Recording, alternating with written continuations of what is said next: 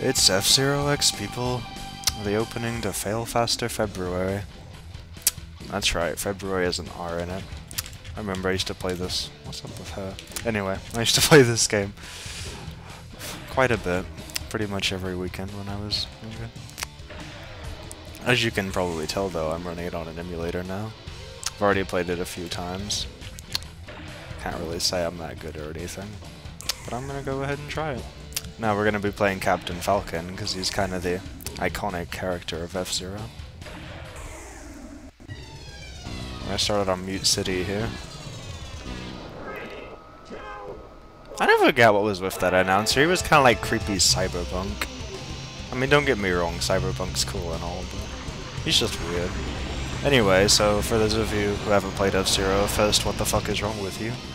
And second, you can probably tell we're in a pack of 30 racers fighting to be first across the finish line. I really love this game's soundtrack, by the way. It's just... It's really upbeat. It's kind of... I don't know how to describe it. Rocky, maybe? Not Rocky movies. Rocky, like, rock with a Y at the end. Sometimes I just shouldn't let myself talk, you know? That's why I don't do videos with commentary very often. So, after lap 1, you get the boost, which drains your energy, but allows you to, well, boost. Now, each one of these cars has their own unique handling and crap, so... Like, I'm playing this guy, he slides around all the time. If I was playing someone like the White Cat, or Jodie Summers, I think. Oh, hold on. Alright, Jodie Summers has, like, amazing grip, so... I wouldn't have to be, like, darting around the corners, and I wouldn't lose traction as much. So unlike most racing games at the time, even if you didn't get first place in F-Zero, it would still continue. And that's because of how it did the Grand Prix. Now I know things like Mario Kart also did that, but I don't know, I never really played a lot of games that rewarded it anything but first. Now while we're seeing these results scroll by here, or not, you may have noticed that the amount of races changed from 30 to 29. That's because you can actually kill people in F-Zero X by draining their energy all the way. In which case they get 0 points for that track. I'm gonna adjust my handling here a little bit, get some more max speed, because I remember this track is really fast-paced. Now since I was in first last time, I'm pretty sure it forces me to start in the back.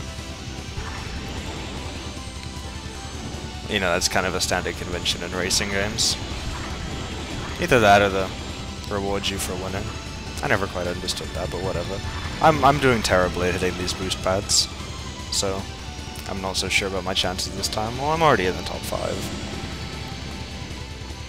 So I remember, for its time, this game was pretty freaking amazing. Just how fast you go at 60 frames per second on the Nintendo 64 was just mind-blowing to children at the time. I know it was to me. It was... And just when you learn you can boost and ram, it's so crazy. I mean, it's from a simpler time, sure, but... Oh god. I don't know what caused that. So, the reason this guy has rival over his head is because he's the guy who's below me in the rankings. If I was in second place or lower, it would be the guy who's above me in the rankings. So like, he's the guy I should target among all others in something like a death race, although death races do not have rankings.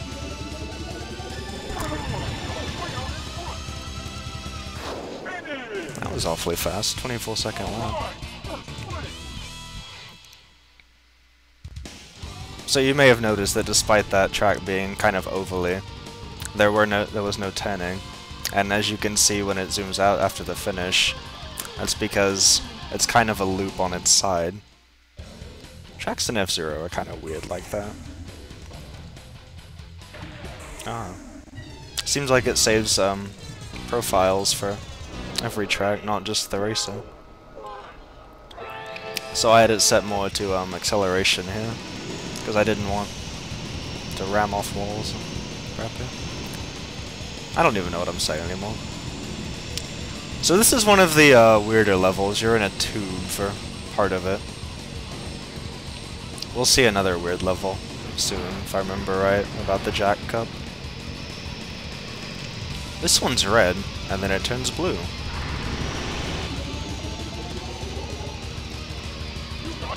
So there's not really a lot of advanced racing techniques in this game, like drafting. Or say, oh, crap. See, if you're coming out of that tunnel at the wrong angle or the wrong speed, you can end up flying off the track, which obviously makes you have to restart the race.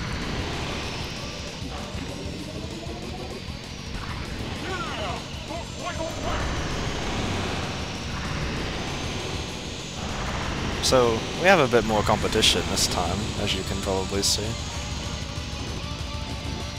This guy's ramming me, giving me a little bit of shit. Oh Christ. Okay, this might be close. Alright, luckily I just barely managed to salvage that.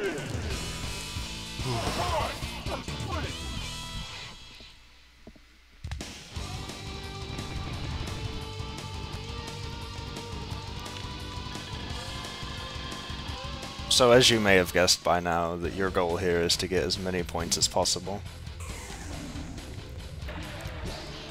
Now we're playing on the corkscrew in Devil's Forest. I don't quite remember what this map is like, so I'm going to try and just get an even balance. I can already see on the mini-map that hairpin turn's gonna give me a headache. I absolutely love this planet, if that's what you want to call it. I absolutely love this planet soundtrack. Just something about fast-paced guitars and drums just gets to me.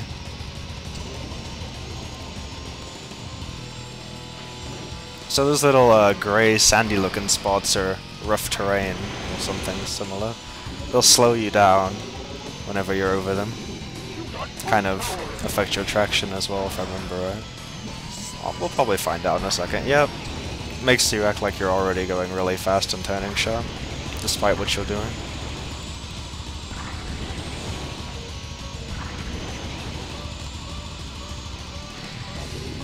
Shit.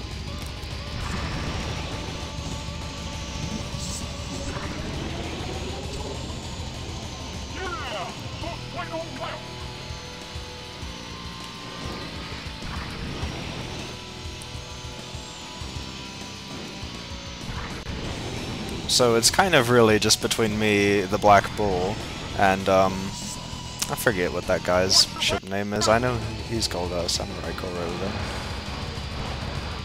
I'm beginning to think Fraps doesn't like Project 64 very much. Might have to remedy that before my next recording session.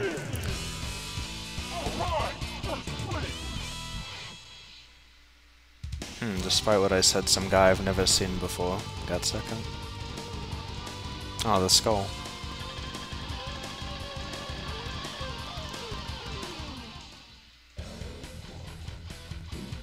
Big Blue is another real fan favorite from the series. This map cylinder is one of the harder ones.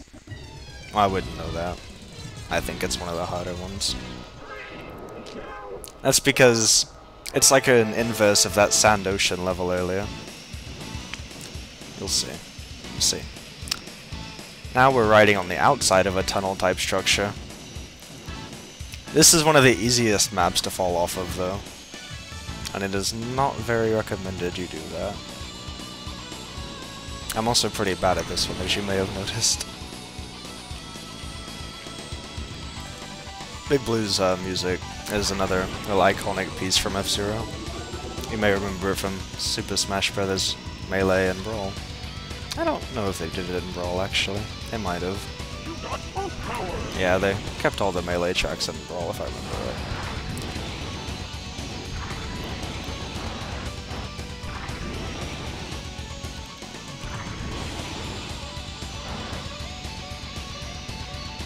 So you're really kind of in a dichotomy on this course between going fast and not flying off the edge.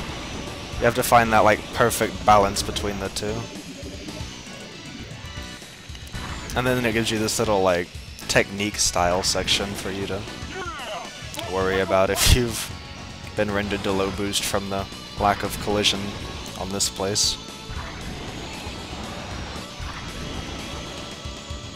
If I remember right, there's 6 tracks to a Cups, which means this is the next to last one. I like my odds right now. 4 first place wins. Gonna get in the top 10 on this one, hopefully. Since it is the last lap, though, I'm gonna go all in and fail to dodge some walls. Delicious.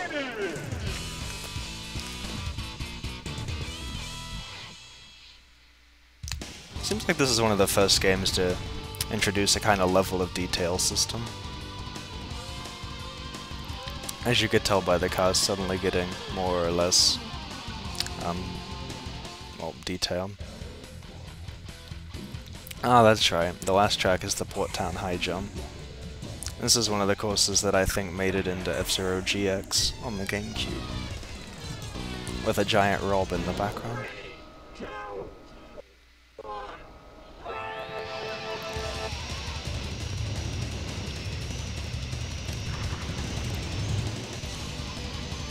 I really do not have much more to say about this game. It's... you can pretty much take it at face value. I mean, it was good for the time, and I do still enjoy it today. Granted, I'm not exactly stopping Battlefield 3 to play it, but... It's a pretty fun little game. Reminds you of a simpler time, as I've said previously. It's nice. Just the ability to remember when you were a kid, sitting, say, on your bed in your room, cursing, I don't know, Black Bull's very existence. Yeah, alright. Don't judge me. So, I kind of neglected to comment on, oh, bad luck. Alright. I'm gonna give it one more shot.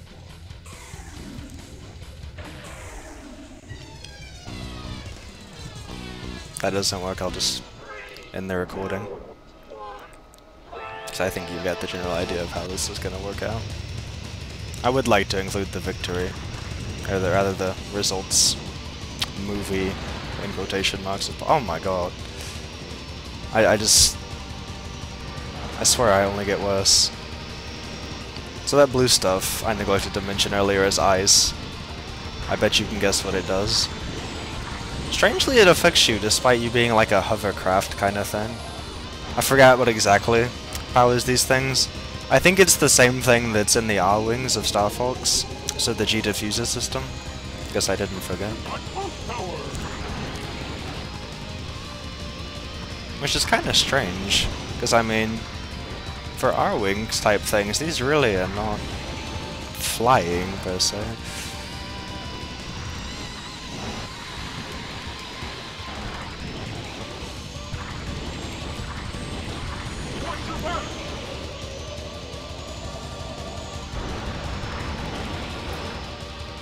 Ooh, this is gonna be a close call.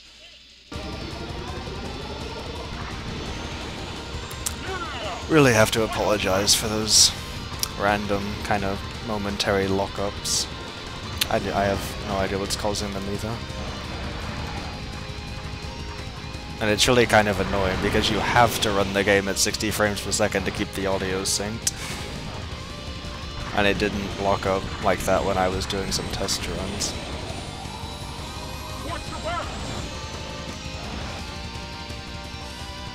So people try to compare games like Tube Slider to this. No, Tube Slider is no F-Zero. And if you've played Tube Slider, I'm sorry. Maybe someday, but not this time. We won't go into the horror of Tube Slider.